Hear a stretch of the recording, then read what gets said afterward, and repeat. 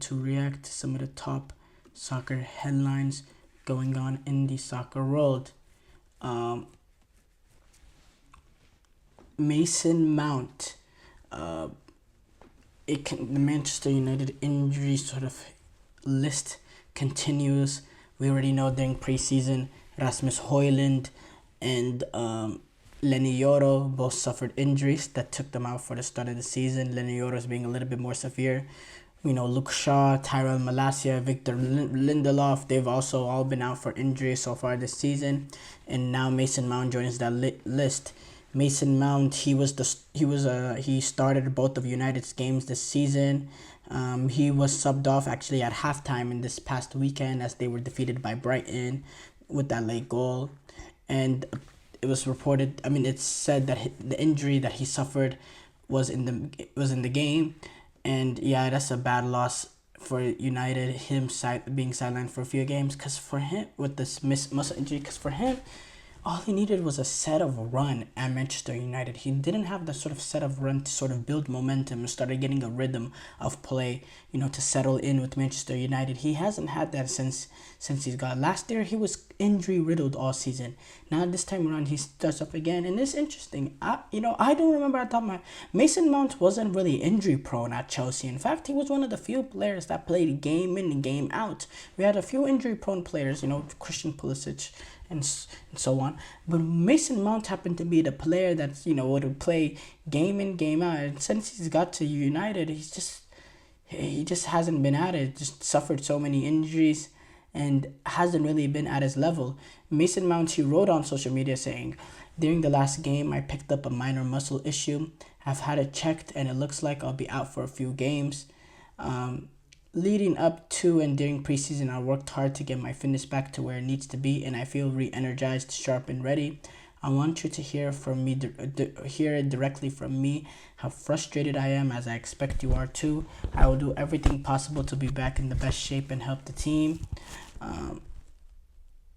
Speaking of Mason Mount, he was actually not involved in the squad that Lee Carsley announced that take on Ireland in Dublin and then Finland at Wembley 3 days later in the Nations League. Speaking of that squad, interesting squad came out. Some inexperience involved in this sort of squad. A lot of some of these sort of youth players. For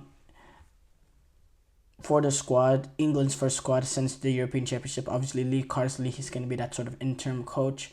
And there's no Kyle Walker involved, and we have some new call-ups like Morgan Gibbs-White, Livramento, Angel Gomez, who are all going to be getting their debuts. Jack Grealish, he's back involved in the English setup. Ivan Toney, Lewis Dunk, Adam Morton, who are all involved in the European Championship squad under Southgate. They've all been omitted as well. Interesting squad. As I read it. So goalkeepers: Dean Henderson, Jordan Pickford, Nick Pope. No real surprises there. Jordan Pickford will continue to be England's number one. Mark Gahey, Ezri Konsa, John Stones, Trent Alexander-Arnold, Levi Colwill, Rico Lewis, Tino Livramento, and Harry Maguire. He's back in, or not really back in. He was never really dropped, but he's going to be involved in the English setup this international window. Midfielders: Conor Gallagher, Kobe Mainu, Declan Rice, Cole Palmer, Morgan Gibbs-White, Angel Gomez, and Phil Foden.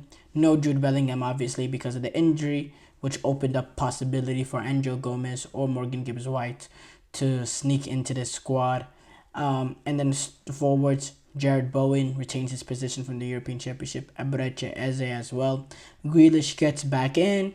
Anthony Gordon, Harry Kane, Bukayo Saka, Watkins. Jack Grealish gets back in replace for Ivan Toney. And yeah, overall, there's a lot of similar players from this European Championship. Kyle Walker being dropped is interesting. Maybe they just don't, they know what they're getting with Kyle Walker and they want to see Tino Livramento, get him a shout, see what he's like. But, you don't want to alienate your sort of veteran players. I think Kyle Walker's experience will be very critical. I think, despite him aging, if the pace is still there and if he's still playing this sort of, at the level. I don't think that's someone that should just be forced out of the England setup. I think his experience is still pivotal for this sort of team, for this team, whether or not it's starting or not. Because I definitely think Trent Alexander-Arnold should be the starting right back in for England. He is the most talented fullback in the world, and you would be a fool. Gareth Southgate was a fool to overlook him, and so many times, game in and game out, and I think he'll be pivotal for them. Andrea Pirlo sacked as Sampdoria manager just after one season. He has been sacked for in charge. The Serie B club said it on Tuesday. Sampdoria. They started the season with a draw and 2 losses, and they're second to bottom in the table in Serie B. Pirlo, he was actually previously in charge of Juventus. Eventually they sort of mutually parted ways, and then he took charge of Fatih Karagümrük in Turkey, but only spent 1 year there. And then he was appointed as Sampdoria manager last June, with the mission of bringing them back to Serie A, since they were relegated from Serie A. But they weren't able to get promoted to Serie A. In fact, they weren't even close. They finished 7th place, and they ended up getting knocked out by Palermo in the first round of the promotion playoff. And so he was already on a short limb, because the mission was to get them back into Serie A. And after starting the season off with a draw and 2 losses, it was bound to happen. And sometimes the great players don't make great managers, and that's kind of what we're seeing here with Andrea Pirlo, even with Thierry Henry at France. Sometimes that's just what it is. Barcelona has signed U.S. youth international Pedro Soma. Barcelona, they completed the signing of the United States international. The man is Soma, who's born in Florida. He's going to initially play for the U19 youth setup, but he could also potentially move up to the B team, Barcelona B team. He's not the only American that's playing at part of the Barcelona youth setup. Diego Cochin, the goalkeeper, Adrian Simon Hill, is also part of the setup. We've seen a lot about the prospect Adrian Simon Hill. I'd like to see how he takes the next level as he starts being an 18-year-old. So Somo was born to a Brazilian mother and an American father, but he actually relocated to Barcelona in 2018, and now he got moved up to the setup there, and he's actually been playing for the U.S. at the U16, U17, and U18 level. And in fact, at the last year's U17 World Cup, he played 3 games as the U.S. lost in the round of 16 to Germany 3-2, who ended up to go on to win the tournament. So it's good to see that the U.S. continuing to develop these sort of youth players, and now with Mauricio Pochettino coming in, there's some high hopes in terms of getting those youth players and getting some results out of it.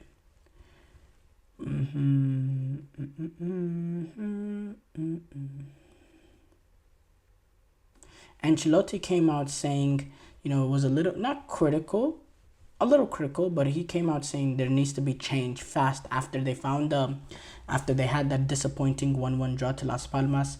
Ancelotti said this team must find an improvement fast. It was a bad first half. It was hard for us to find the goal. We had to hang on, suffer a bit. The team wasn't balanced. We weren't moving the ball quickly. It was hard for us to win the ball back. Everything that happened in the draw against Mallorca, I didn't see an improvement in the team. We must find an improvement fast, and I think we will find it. It's been hard for us to find the solidity we had last year. We can't look for excuses. We have to improve fast. We have another game on Sunday. I have to be clearer in the strategy on the pitch to give clarity to the players. It's been harder for us than we thought. The 3 games have shown me a lot of things that aren't going well. And yeah, there's been there's issues with Real Madrid, and they do need to improve fast because they don't want to get caught too low in the table where they're having to sort of make a late season push to win La Liga. That's not where they want to find themselves in, because Barcelona are looking good right now, I have to say. Thank you guys for tuning into the GSMC Soccer Podcast, brought to you by the GSMC Sports Network. Your support means a lot to us, so please remember to subscribe to the show and leave a positive review. It really does make a difference. We also invite you to follow us on Facebook, Twitter, TikTok, and Instagram for more content and updates. Thank you once again, and have a wonderful, wonderful day.